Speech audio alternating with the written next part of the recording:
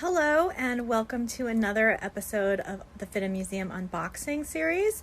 My name is Leigh Wishner. I'm the museum's Registrar-Coordinator, and today I'm going to take you on a tour of some of our littlest treasures. Here are just a few of the custom boxes that we have made to store our jewelry collection.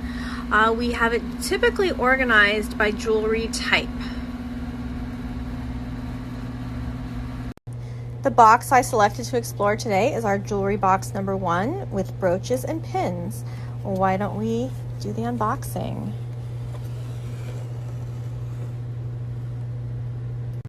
You can see here that within the outer box there are customized trays, acid-free cardboard, and lens tissue. It keeps each pin in its own separate compartment so they don't scratch each other. As a jewelry collector myself, I'm impressed by the array of things I find in this box. Rhinestones, enameled silver, Mexican silver work, some commemorative jewelry. But I thought today I would focus on one thing, and that's plastic. I'm going to start with 2 pieces incorporating lucite that were manufactured by the Trifari Company in the 1940s and affectionately called jelly bellies. And I think especially with this fish piece, you can see why. This gold tone floral pin incorporates petals formed from lucite that's been carved and polished, as well as white rhinestone accents and this wonderful imitation ruby crystal center. This magnificent little marlin is electroplated in 2 shades of gold in a technique called vermeil, and you can see why the jelly belly got its name. You can see right through him, and you can see what looks like 2 prongs on the back.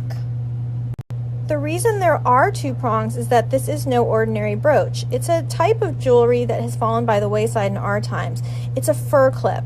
These 2 prongs are meant to go into your fur coat or stole to secure the jewel. Before I put this little guy back, I thought I'd flip him over one more time so you could see that beautiful big green cabochon eye. And when you would be wearing your fur, you would see the fur kind of peeking out from the jelly belly portion. Speaking of jewelry that's fallen out of fashion, here's one that I think can make a comeback. These are dress clips from the 1930s. They incorporate Bakelite plastic, and they would be clipped to the neckline of your dress to add a little extra ornament. Here's a fun 1940s Bakelite brooch that has a central piece that is carved and dyed to look like wood, through which a bunch of cherries are suspended, and each cherry is on its own individual wire so that it moves a little bit when you're wearing it. Here's another adorable little brooch in the form of a hat with tiny flowers applied to it. At the peak of the Great Depression, Bakelite jewelry was an economical and easy way to add a little bit of extra flair to your wardrobe staples. Bakelite was an inflexible plastic that really needed to be molded and carved, whereas celluloid, which this little charming guy is made out of, could easily be bent and shaped through application of heat. Many celluloid plastics are pearlescent, which we see here. This one has a painted face, giving a little side-eye glance, and articulated legs and arms that move and make a little bit of sound when you're wearing him. So far, we've seen some pretty fantastic plastic from the 30s, 40s, and 50s. I'll give you 3 guesses as to the decade this was made. So you probably only needed 1 guess. This is straight out of the 1980s. It's an unmarked plastic pin, but it's in Karl Lagerfeld style. It has a faux lipstick tube and a bit of mirrored plastic so you could touch up your lipstick by looking into your pin. And in my opinion, I've saved the best for last. This is an incredibly rare plastic envelope that holds a bunch of Patrick Kelly pins. It features his signature logo and says Patrick Kelly, Paris.